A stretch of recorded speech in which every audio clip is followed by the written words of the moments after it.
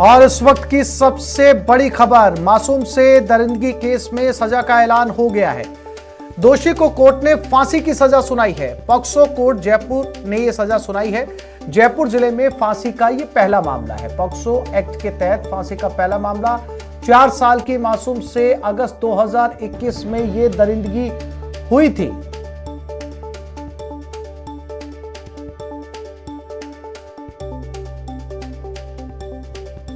तो आज POCSO court से एक बड़ा फैसला, या फिर यूं कहा जाए कि इस वक्त की सबसे बड़ी खबर, आरोपी को दोषी पाया गया और कोर्ट ने यह फैसला सुना दिया। 10 तारीख को, यानी कि आज 10 फरवरी को यह फैसला सुनाया गया। फैसला हालांकि एक दिन पहले सुरक्षित रख लिया गया था। पॉक्सो कोर्ट ने कहा था कि फैसला 10 फरवरी को सुनाया जाएगा और आज पॉक्सो कोर्ट ने यह फैसला सुना दिया है।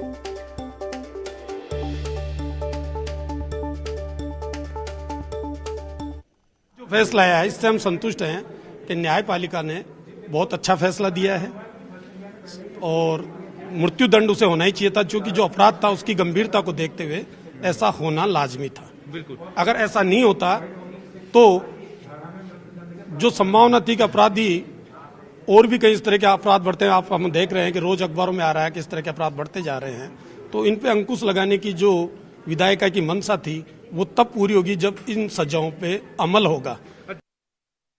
कोर्ट की फाइंडिंग पूरी तो पढ़ने के बाद पता चलेगी, लेकिन कोर्ट का बहुत ही ऐतिहासिक फैसला है। ये पूरे जयपुर शहर का, ग्रामीण का और शहर का पहला फैसला है जिसमें पॉक्सो एक्ट में मुलजिम को मृत्युदंड से दंडित किया गया है।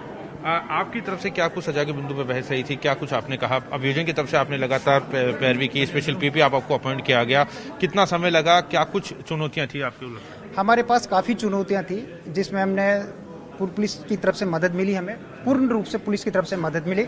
मैं तत्कालीन पुलिस अधीक्षक शंकरदत्त शर्मा साहब एवं उनकी संपूर्ण अनुसंधान टीम को इसके लिए बधाई का पात्र देता हूं कि उन्होंने हमारे जो भी हर टाइम पेशी पे गवाह पेश करते रहे, सारे गवाहों को लेके आते थे और हर तरह से मदद करते रहे। और उसके बाद हमने प्रतिदिन न्यायालय में सुनवाई का निवेदन किया जो न्यायालय द्वारा मान्य किया गया।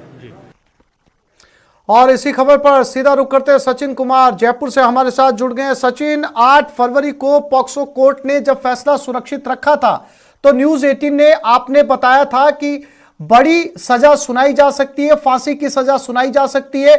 लगातार आपने संभावित सजा के बारे में बताया था।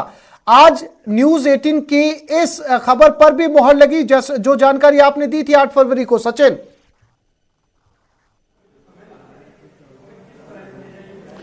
बिल्कुल, देखिए पूरी तरह से संभावना थी कि इस पूरे मामले में कोई कड़ा फैसला होगा और जो मैक्सिमम पनिशमेंट है जिसकी मांग अभियोजन पक्ष ने और पीड़िता की ओर से की गई थी, उनके वकील की तरफ से वो यही की गई थी कि फांसी से कम किसी भी हाल में इसको सजा ना दी जाए। आजीवन कारावास जो है इसमें मिनिमम पनिशमेंट है और मैक्सिमम जो है वो फांसी की सजा। और आज कोर्ट ने पॉक्सो एक्ट में ही जो है वो फांसी की सजा दी गई है। अमेंडमेंट के बाद में अगर जयपुर जिले की बात करें तो पहली फांसी होगी आसिफ जो इस पूरे मामले में दी गई है।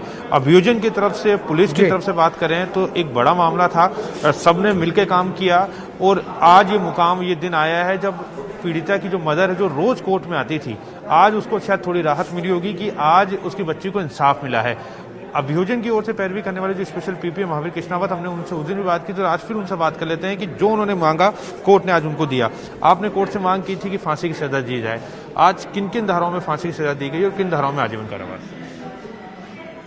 आईपीसी की धारा 302 में फांसी से मुलजिम को दंडित किया गया है और 5/6 इसमें भी मुलजिम को फांसी से दंडित किया गया और फांसी के फंदे पर तब तक लटका के रखा जाए मुलजिम को जब तक उसकी सांस चालू रहे, तब तक लटका के रखा जाए ताकि मृत्यु से दंडित किया जाए। किस तरह से आप इस पूरे फैसले को देखते हैं? क्या नजीर बनेगा आने वाले समय में? क्योंकि फांसियां तो बहुत ही पहले हुई है, लेकिन इस तरह की घटना की 4 साल की मासूम बच्ची जो अपना बचाव भी नहीं कर सकती थी, अपने बचाव में जो है वो उसका विरोध भी नहीं कर पाई आरोपी का, उसको आज इंसाफ मिला है, मानते हैं? बिल्कुल, उसके परिवार को इंसाफ मिला है और सरकार ने, पुलिस ने इंसाफ दिलाने में बहुत बड़ी भूमिका निभाई है।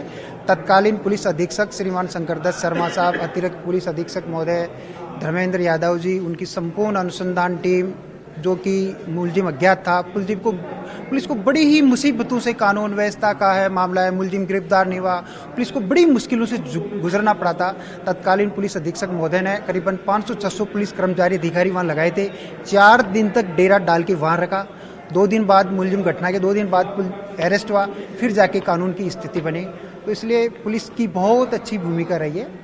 इस पूरे मामले में बता रहे थे कि जो पीड़िता है उसकी तरफ से तो गवाह थे ही, साथ में आरोपी की तरफ से कोई गवाह पेश नहीं हुआ। तो मतलब स्थिति थी कि समाज की ओर से या लोगों ने उसको बहिष्कृत पहले भी कर दिया।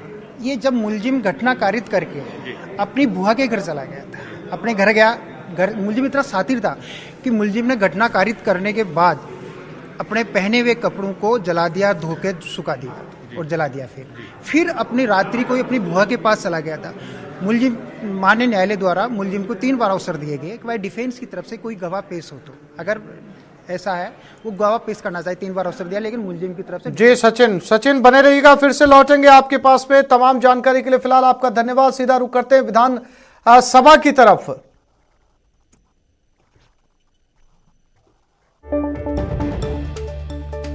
और विधानसभा की कार्रवाई को एक बार फिर से स्थगित कर दिया गया, यानी कि ये कार्रवाई चौथी बार स्थगित हुई है। सदन में भिड़ गए कांग्रेस और बीजेपी विधायक खाचरियावास ने छीना ब्लैक पेपर, विधायक रामलाल शर्मा ने भी ब्लैक पेपर छीना। सदन में सत्ता पक्ष और प्रतिपक्ष आमने सामने हो गए। या सिर्फ दूसरा दिन आज बजट सत्र का, सदन का आज दूसरा दिन, और ये तस्वीरें, यानी कि दूसरे ही दिन 4 बार कार्रवाई को स्थगित करना पड़ा।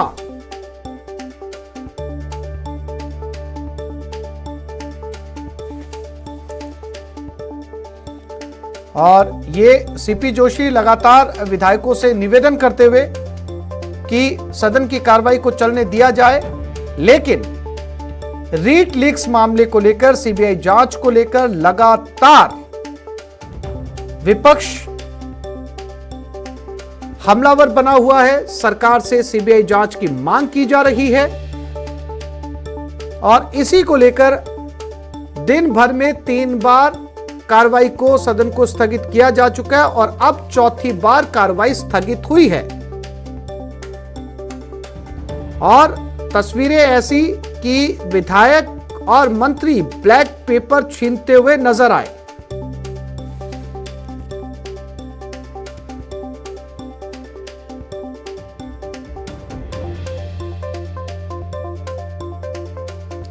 विधानसभा की कार्रवाई लगातार चौथी बार स्थगित एक ही दिन में।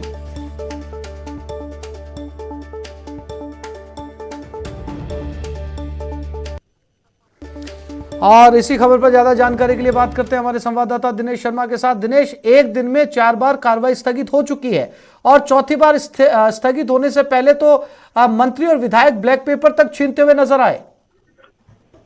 बिल्कुल, देखिए ये राजस्थान विधानसभा की तस्वीरें हैं जहां पर पक्ष विपक्ष आमने सामने हैं, एक दूसरे पर बाहें चढ़ाई जा रही है और एक दूसरे को जो है वो अपशब्द कहे जा रहे हैं। और आप देख सकते हैं तस्वीरें जो है वो साफ बयां कर रही है कि किस तरीके से सदन की कार्रवाई चल रही है। लगातार अनलिमिटेड हंगामा, देखिए हम लगातार यही अंदेशा जाहिर कर रहे थे जिस तरीके से विपक्ष अड़ा हुआ था अपनी मांग पर कि आज सदन में अनलिमिटेड हंगामा देखने को मिलेगा। और वो हंगामा जब भी सदन की कार्रवाई शुरू होती है, विपक्ष तुरंत जो है वेल में पहुंचकर हंगामा शुरू करने लगता है। और अब तो जो है वो नौबत जो है वो एक दूसरे पर बाहें चढ़ाने जैसी आ गई है। जैसे ही कार्रवाई शुरू हुई, राज्यपाल अभिभाषण पर चर्चा शुरू हुई, उस बीच जो है वो भाजपा विधायक जो है वो तख्तियां लहरा रहे थे। रीट की सीबीआई जांच हो, लिखी हुई तख्तियां थी, काले पेपर पर लिखी हुई ये तख्तियां हैं। मंत्री प्रताप सिंह खाचरियावास ने रामलाल शर्मा जो भाजपा विधायक है उनसे वो ब्लैक पेपर छीना, उसको फाड़ा। उसके बाद जो है पक्ष विपक्ष जो है वो आमने सामने हो रहे हैं और आप देख सकते हैं कि किस तरीके से हंगामा बरपा है राजस्थान विधानसभा में। तो ये इस तरह की सदन की तस्वीरें जो है वो कहीं ना कहीं आप सोच सकते हैं कि किस तरह का जो है वो इम्प्रेशन जनता के बीच में दे रही है। और जनता के पैसे से जो है वो सदन चलता है और सदन में जो है वो इस तरह की हरकतें होती है, जनता के मुद्दों पर चर्चा नहीं हो पाती है और बार बार जो है कार्रवाई स्थगित करनी है। एक दिन में 4 बार जो है वो कार्रवाई स्थगित करनी पड़ी है। अब फिर से जो है वो 4:22 पर सदन शुरू होगा और विपक्ष का जो रुख अभी तक जो नजर आ रहा है वो यही कि फिर से जो है वो हंगामेदार सदन की कार्रवाई रहेगी।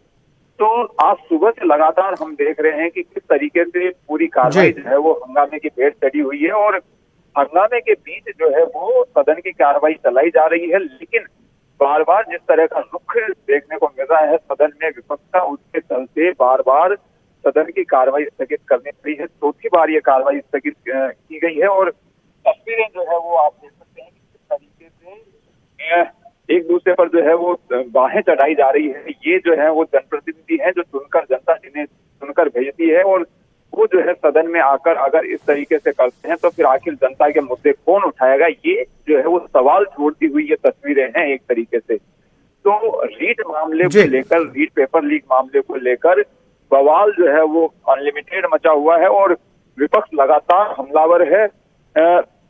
विपक्ष ये चाहता है कि जब तक मामले की जांच सीबीआई को नहीं सौंप दी जाती तब तक जो है वो कुछ भी कहने सुनने को तैयार नहीं है। तो दूसरी ओर सत्ता पक्ष जो है वो अभी इस मामले को सीबीआई को सौंपना नहीं चाहता है और एक दूसरे पर जो है वो तंज करते जा रहे हैं सदन के बीच। राज्यपाल के अभिभाषण पर बिल्कुल। और दिनेश, जैसा कि विधानसभा अध्यक्ष सीपी जोशी ने भी कहा था कि राजस्थान की विधानसभा की ये परंपरा कभी रही नहीं है। ये जो है इस तरीके का टकराव या इस तरीके की अपशब्द या इस तरह की भाषा या इस तरह के शब्द कभी सुनाई दिए नहीं विधानसभा के अंदर। विरोध होता आया, पहले भी होता रहा है, लेकिन ये तस्वीरें जो हैं वो काफी बदली हुई नजर आ रही है दिनेश, राजस्थान विधानसभा की। बिल्कुल, देखिए राजस्थान विधानसभा बार बार जो है वो दुहाई दी जाती रही है कि सदन को सही तरीके से चलाए। ये दोनों पक्षों की जिम्मेदारी है, सत्ता पक्ष और विपक्ष की। और राजस्थान विधानसभा की ये दुहाई दी जाती है कि यहाँ पर बहुत शालीन तरीके से विधायक पेश आते हैं सदन में, जनता के मुद्दे यहाँ पर उठाए जाते हैं और बेहतर तरीके से सदन चलता है। लेकिन हम जिस तरह ये परंपरा बदलते हुए देख रहे हैं, ये जो है कहीं ना कहीं बहुत अच्छी स्थिति नहीं है। जिस तरीके से सदन में जो है बाहें अगर चढ़ाई जा रही है, एक दूसरे के ऊपर आमना सामना हो रहा है, विरोध करने का हक जो है वो जायज हो सकता है, लेकिन इस तरीके से अगर आमना सामना होगा तो ये बहुत अच्छी छवि पेश करने वाली तस्वीरें नहीं है विधानसभा की।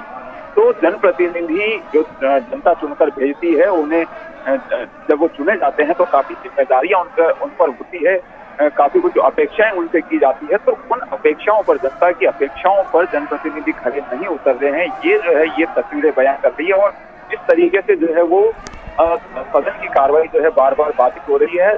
जिस मंदिर में एक तरीके से मंदिर की संज्ञा जो है वो सदन को दी जाती है, इस मंदिर में जनता के मुद्दे उठाए जाने चाहिए, वहां पर जो है वो आमना सामना हो रहा है और बार बार सदन की कार्रवाई हंगामे के चलते स्थगित करनी पड़ रही है। चौथी बार कार्रवाई स्थगित हुई। आज सुबह से ही हमने देखा प्रश्नकाल जब शुरू हुआ, जैसे ही प्रश्नकाल शुरू हुआ उसके तत्काल बाद जो है विपक्ष ने हंगामा शुरू कर दिया, प्रश्नकाल में हिस्सा नहीं लिया और प्रश्नकाल जो है वो केवल 6 सवालों पर चर्चा हो पाई, वो भी हंगामे के बीच में। उसके बाद जो है वो सदन की कार्रवाई स्थगित कर दी गई।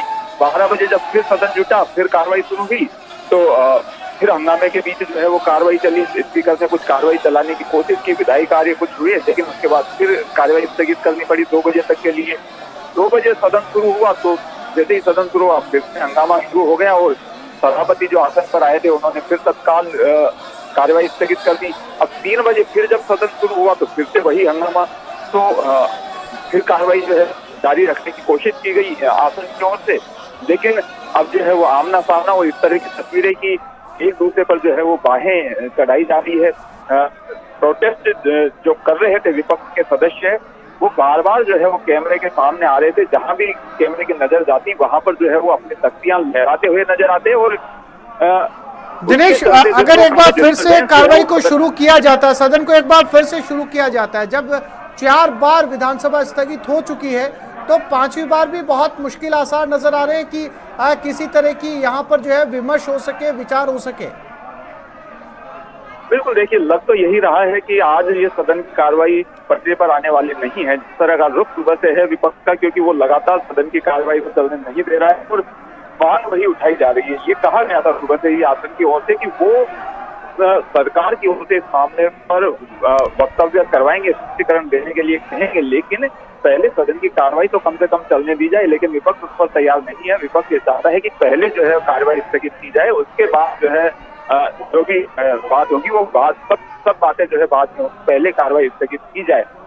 अब जिस तरह का रुख हमने देखा है आज पूरे दिन में सदन में विपक्ष का, तो उससे लग नहीं रहा कि अब भी जो है वो सदन की कार्रवाई चल पाएगी। अभी कुछ देर बाद में 4:55 पर शुरू होगी, लेकिन अभी तक क्योंकि मसले का हल नहीं निकला है, गतिरोध अभी भी जारी है, तो फिर हंगामा जो है एक बार फिर से सदन में देखने को मिलेगा। और हम ये कह सकते हैं कि आज सदन में बहुत कम समय के लिए जो है वो कार्रवाई चल पाई। कुछ जो है वो केवल 6 सवालों पर चर्चा हो पाई, कुछ विधायी कार्य हुए, और राज्यपाल अभिभाषण की अगर बात करें तो वो भी चुनिंदा जो सदस्य हैं वही अभी तक राज्यपाल अभिभाषण पर अपनी बात रख पाए हैं। तो सदन की कार्रवाई जो है बार बार बाधित हो रही है। ये बहुत अच्छी तस्वीरें नहीं है, बार बार मैं ये बात कह रहा हूँ, क्योंकि बिल्कुल जनप्रतिनिधियों पर बड़ी जिम्मेदारी है एक मिसाल पेश करने की। लेकिन जिस तरह की तस्वीरें आ रही हैं राजस्थान विधानसभा से, वो बहुत अच्छी तस्वीरें नहीं है। जिस तरीके से आमना सामना हो रहा है, एक दूसरे पर बाहें चढ़ाई जा रही है, विरोध करने का हक होता है। देखिए सदन में भी अपनी तरीके से विरोध किया जाता है। कल शांतिपूर्वक तरीके से विरोध था, राज्यपाल का जब अभिभाषण चला, विपक्ष जो है पूरे अभिभाषण के दौरान खड़ा रहा। लेकिन आज हमलावर रुख जो है विपक्ष का देखने को मिल रहा है। वेल में आकर नारेबाजी की जाती रही, बार बार नाथी का बाड़ा को लेकर जो है नारेबाजी की जाती रही, बार बार कैमरे के सामने विपक्षी सदस्य आते रहे। तो ये जो है सत्ता पक्ष और विपक्ष दोनों की जिम्मेदारी होती है कि सदन बेहतर तरीके से चले, लेकिन सत्ता पक्ष भी देखिए यहाँ पर गलती केवल हम ये नहीं कह सकते केवल विपक्ष की गलती है कि हंगामा कर रहा है, लेकिन ये सत्ता पक्ष की भी जो है वो एक कर्तव्य होता है कि वो विपक्ष को मनाए और बातचीत करे। सदन चलाना जो है वो ज्यादा जिम्मेदारी सत्ता पक्ष की होती है। लेकिन यहाँ पर देखने को ये मिल रहा है कि बजाय बात को पटरी पर लाने के लिए सत्ता पक्ष के सदस्य भी विपक्ष को उकसाते हुए नजर आ रहे हैं। तो ये बहुत अच्छी स्थिति नहीं है। अगर इस तरह का माहौल बनेगा तो जनता की मुद्दों पर विधानसभा में चर्चा नहीं हो पाएगी, और ये तस्वीरें बहुत अच्छी तस्वीरें नहीं है। तो उम्मीद ये अब की जानी चाहिए कि जल्दी ही जो है वो गतिरोध हो, कोई ना कोई रास्ता जो है इसका निकाला जाए, क्योंकि अगर इसी तरीके से होता रहा तो ये जनता के पैसे की भी बर्बादी है। जी दिनेश, चूंकि लगातार कार्रवाई स्थगित हो रही है, अब 5वीं बार कोशिश की जाएगी कि किसी तरीके का विमर्श या विचार यहां पर हो सके, लेकिन जैसा कि हम और आप ये तस्वीरें देख रहे हैं कि 5वीं बार भी बहुत मुश्किल आसार नजर आ रहे हैं कि कार्रवाई जो है वो सुचारू रूप से चल पाए। सीधा सुनते हैं प्रतिपक्ष नेता राजेंद्र राठौड़ क्या कह रहे हैं। ने विधेयक के रूप में पारित नहीं किया है तो पोस्ट ऑफ प्रॉफिट के दायरे में आकर निश्चित तौर पर उनकी सदस्यता जाएगी। ये बहुत बड़ी गलती सरकार ने अपने असंतुष्टों को साधने के लिए की है। क्या डबल वेतन भत्ते ये सब ले सकते हैं विधायक? किसी कीमत पर भी डबल वेतन भत्ता नहीं ले सकते ना। आपको ध्यान होगा, एक बार जया बच्चन को उत्तर प्रदेश में फिल्म सेंसर बोर्ड का सदस्य बनाया था और उन्होंने कोई वेतन भी एक्स्ट्रा नहीं लिया, पर सुविधा ली थी, उस पर उनकी सदस्यता गई थी। एक ने सोनिया गांधी जी को पद छोड़ना पड़ा था। इन सारे विधायकों को पद छोड़ना पड़ेगा, हम इनको मजबूर करेंगे। राजेश सिंह चंडेला कह रहे हैं सरकार ने तो बना दिया, विपक्ष का काम विरोध करना है, विरोध करती रहे। देखिए, शायद से संविधान की उनको जानकारी नहीं। आर्टिकल 161 के अंदर मंत्रियों की संख्या सीमित की गई है और इसके साथ आर्टिकल 194 में प्रावधान किया गया है कि कौन कौन से पदों पर सरकार नियुक्ति दे सकती है, उसके लिए क्या क्या प्रावधान है। उन प्रावधानों को सरकार ने पूरा नहीं किया और निश्चित तौर पर राजस्थान के उच्च न्यायालय तक मैं इस मामले को लेकर जाऊंगा।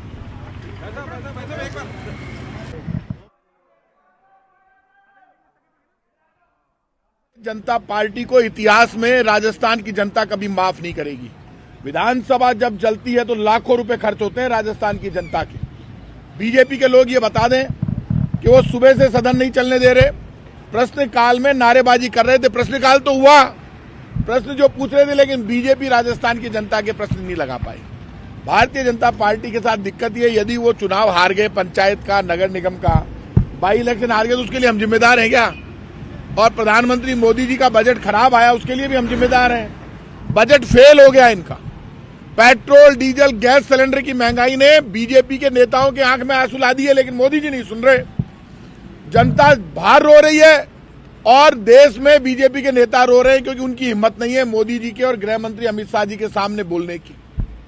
अब वो बोल नहीं रहे तो फ्रस्ट्रेशन यहां मिटा रहे हैं। राजस्थान में 14 बार भारतीय जनता पार्टी के शासन में 14 बार पेपर लीक हुआ, एग्जाम हुए, दोबारा मुकदमे दर्ज हुए, एक बार भी बीजेपी गिरफ्तारियां नहीं कर पाई।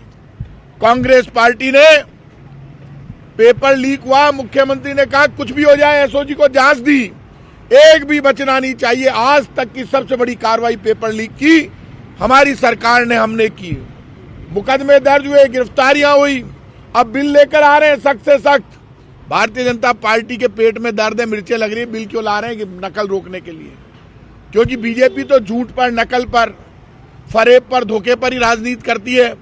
रीट का कागज हाथ में लेकर खड़े हो गए, सीबीआई से जांच कराओ। पहले 5 जांच सीबीआई को दी है, वो 5 जांचों में पन्ना भी नहीं पलटा सीबीआई ने। और एसओजी हमारी राजस्थान की एजेंसी है, खाते राजस्थान का है बीजेपी के लोग और गाते दिल्ली का है। सारा काम राजस्थान में करते हैं, ऑक्सीजन की जरूरत पड़ती है, राजस्थान को दिलवा नहीं पाते। राजस्थान की जनता की मदद इनके 25 एमपी कर नहीं पाते। इतना कह सकता हूं, बीजेपी का सदन के बाहर और सदन के अंदर मुंह तोड़ जवाब दे रहे हैं। बीजेपी के पास झूठ, फरेब और धोखे के अलावा कुछ भी नहीं है। बीजेपी में हिम्मत है तो अध्यक्ष जी से मिलकर सबूत लेकर आए, झूठ बोलना बंद करे। सबूत तो उसको कहते हैं जो इनके केंद्रीय मंत्री ने किसानों को कुचल कर मार दिया, वो टीवी पे वीडियो दिखाई दे रहा है। सबूत इसको कहते हैं विजय माल्या भाग गया, मेहुल चोकसी भाग गया, नीरव मोदी भाग गया। ये सबूत है कि आपने तुरंत भगा दिया उनको। सबूत ये है कि आपने कॉर्पोरेट टैक्स कम कर दिया 2%, लेकिन गरीब की, मीडियम क्लास की आपने सुनवाई नहीं की। कहां है 15 लाख, कहां है अच्छे दिन? बीजेपी के लोगों, नाटक नहीं चलेगा। राम राज्य का अर्थ होता है जन कल्याण और विकास, वो हमारी सरकार कर रही है और हम उसी रास्ते पर चल रहे हैं। आप तो नाटक कर रहे हो, अंदर हंस रहे हैं, बोल रहे हैं और हमारे लोगों से कहते हैं यार हम विरोध नहीं करेंगे तो फिर हमारा क्या होगा। 3 बरस से हमने विरोध नहीं किया, खुद बीजेपी वाले ही कह रहे हैं। 3 बरस में विपक्ष की भूमिका नहीं निभा पाए। कल वसुंधरा जी ने इनका पोल खोल दी कि जब मेरे बेटे के घर पर हमला हुआ, बीजेपी आरएसएस वालों ने किया, तब भी तुमने मेरा साथ नहीं दिया। तो भारतीय जनता पार्टी जो नाटक कर रही है सदन के अंदर, ये राजस्थान का अपमान है, राजस्थान की जनता के साथ धोखा है। जो उनके 70 आदमी जीत कर आए वो राजस्थान की जनता के साथ। एक छोटे से ब्रेक के लिए रुक रहे हैं, जल्द लौटेंगे।